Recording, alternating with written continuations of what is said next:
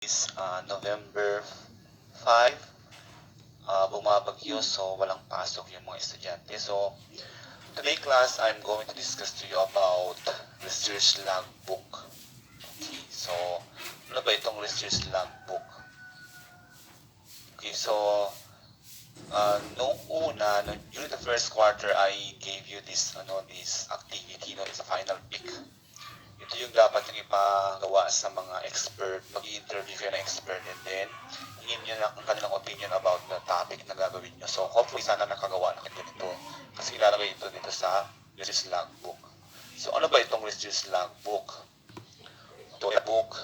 A research logbook contains a detailed step of your project from the initial brainstorming to the final data analysis and research report, from gathering or collecting to analyzing and interpreting of data. So this one is a detailed account. So kapag sinabing detailed account, ito ay lahat ng ginawa mo, from the very start ng research hanggang dun sa matapos na ang research. So kailangan isulat mo lahat ng mga ginawa mo during the time of research, mula sa umpisa hanggang sa last. So kailangan detail ito. You have to, para siyang diary or para siyang journal na ikukwento mo kung ano lahat ng pinaggagawa mo during the time of research, from the start na gagawa kayo ng title hanggang doon sa magdi-defense kayo sa final. So kailangan nakasulat lahat yan sa research logbook. So it's a detailed account of every step of your project. So nandito yung mga parts ng mga rules in writing a research logbook. So the first one is use a notebook. So kailangan meron kayong book na that not loose and not spiral. So para siyang ganito.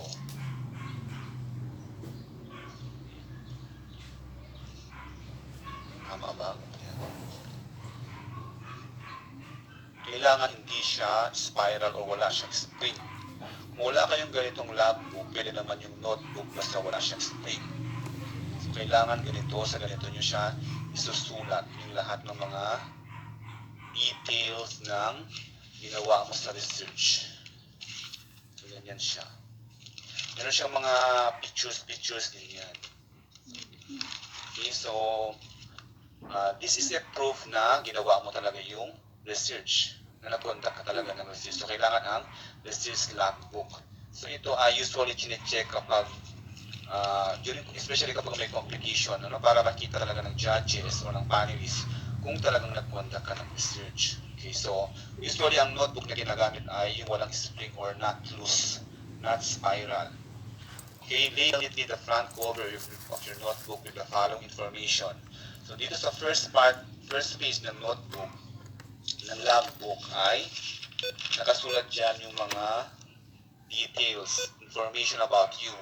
Your name, your school, grade level, address, cellphone number, and the teacher's name. Of course, lalo nyo naman na ako. Okay. Make logbooks in pen, not in pencil. So usually, permanente yan. So kailangan dapat nakasulat siya ng ballpen. Bawal gumamit ng lapis. This is a permanent record of all activities associated with your project. So kailangan nakasulat yan ng ballpen, hindi lapis or pencil. Okay, the second, so ito yung sample niya. So nandiyan yung pangalan ng researcher.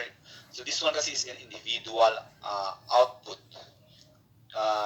Bawat isa kailangan gumawa ng sarili niyang logbook. So kailangan, every time na meron kayong activity sa research ninyo, dapat nandun kayo, present kayo. At kailangan meron kayong mga pictures na nandun kayo. So kailangan individual ito, nandiyan yung pangalan mo, your name, the name of the school, then the address, your cellphone number, the teacher. So ito yung sample niya, And then, ito yung pangalawang guideline. Number 2 is leave your table of contents on the first page blank. After all entries have been made, this page will be the last thing you complete for your logbook. So usually, ito yung pinaka-last na gagawin kasi kailangan mo kompleto muna yung logbook. Kasi hindi mo mailalagay yung mga page number kung hindi mo pa natapos yung buong logbook. So usually, ilalagay ito after ng itong yung front page, yung mga pangalan, yung may pangalan, address, ganun. So kailangan isulat mo lahat ng mga parts ng logbook, ilalagay mo ang page niya. Gagawin mo naman ito after ng natapos ng buong research. Okay? Number 3 guideline is number the pages in your logbook before using it, front and back at the lower right of each leaf. So ganyan, meron siyang page number. Page 1, page 2, page 3, page 4, ganun. Kanyang numbering.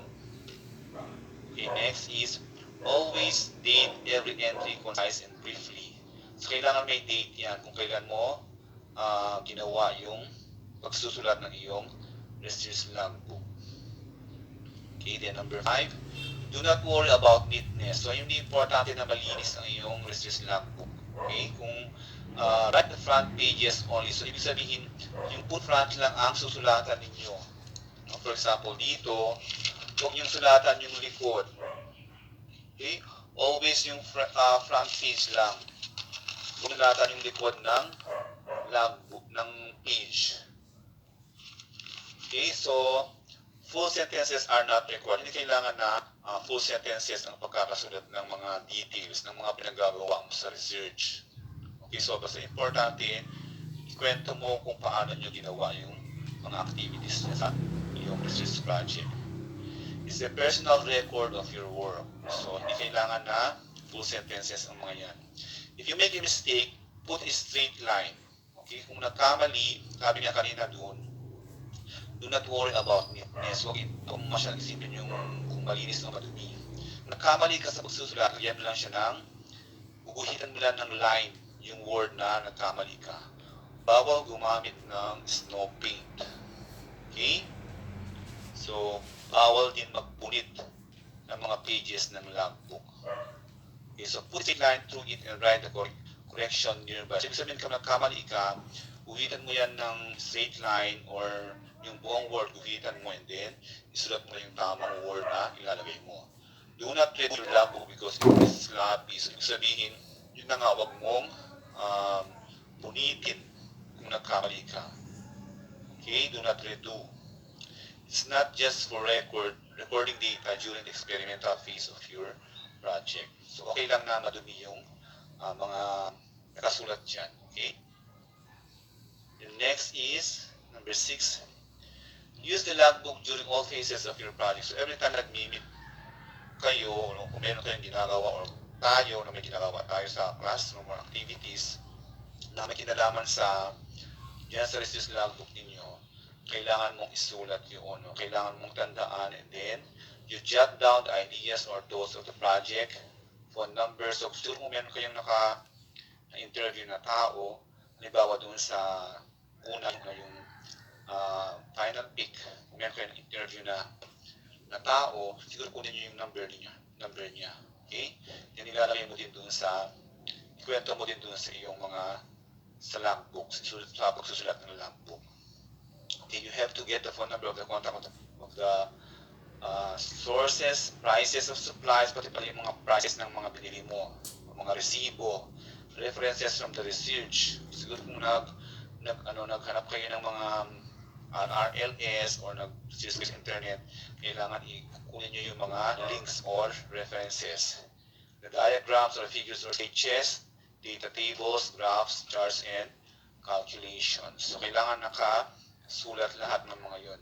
Just like nitong nasa example. Okay? So, kailangan detailed talaga siya. Kailangan isulat mo lahat ng mga nakita mo, napansin mo, na-observe mo sa yung mga taong nakausap mo. And then, of course, yung mga kasama mo during that day. Okay, next is number 7.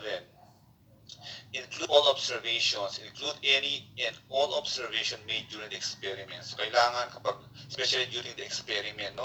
Lahat ng mga na-observe mo dun during the experiment, kailangan isulat mo sa logbook. Okay? In other words, record all data directly in logbook.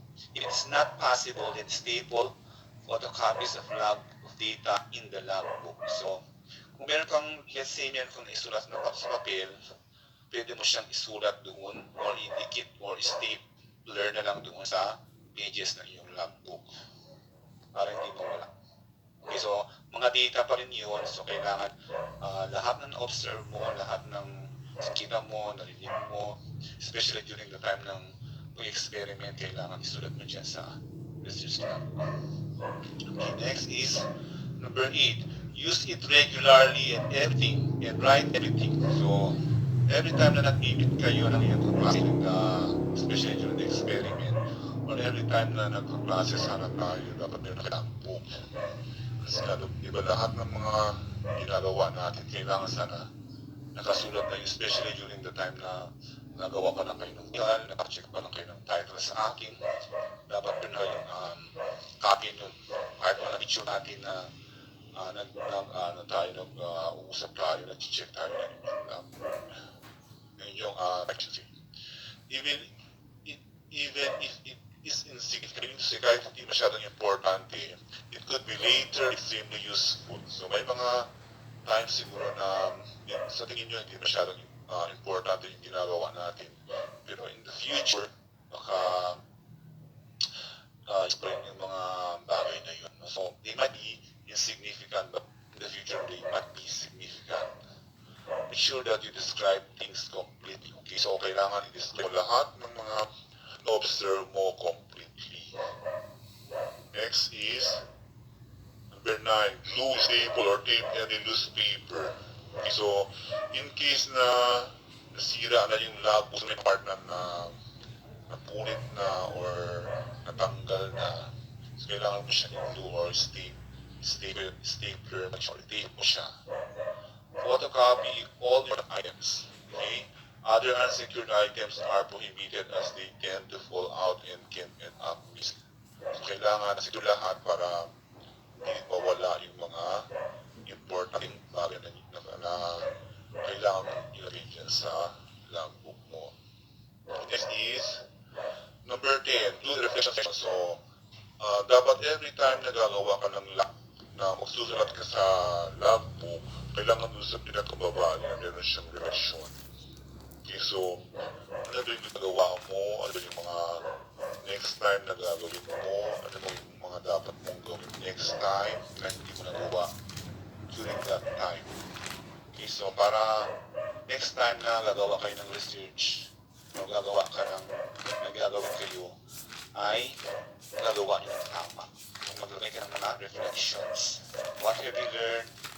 What did you find out? What will you do next time? Parang reflection. The next is number 11. Leave a page or two in case of any revision for every section of the logbook.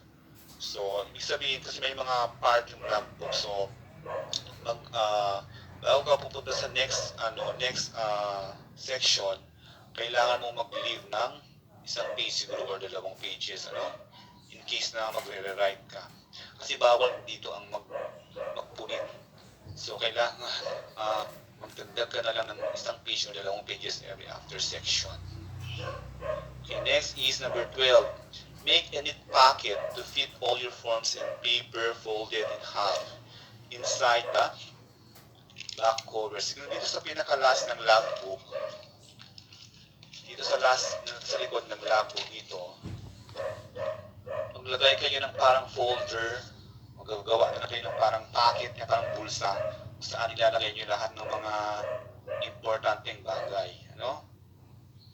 So, siguro yung mga forms na ipapacheck nyo, let's say, rating form, or yung mga ISEF form, yung mga forms na kailangan bago ka mag-conduct ng research. So, kailangan mo maglagay ng neat packet, parang